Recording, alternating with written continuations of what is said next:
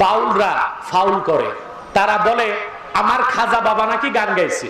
গান গাইছিল কারা যেদিন, আকাশটা কাঁপছিল কেন, জমিনটা নাচছিল কেন, বরফের থামছিল কেন সেই দিন সেই দিন, গান গাইছিল কারা যেদিন। ওরে ধরো, দুই হাত বাঁধো, মাথার চুলগুলি চাষো, তালুর মাঝখানে সুপারি রাইখা কাঠের খরম দিয়া 10টা বাড়ি লাগাও।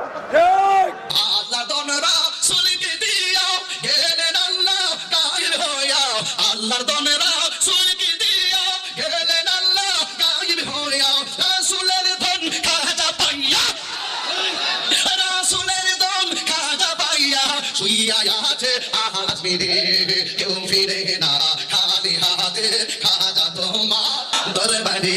এসব বাজারি ভণ্ড বক্তারা মানুষকে মোশরিক বানায়, কাফের বানায়, বেদাতি বানায়। সুনামগঞ্জের মাটিতে তাদের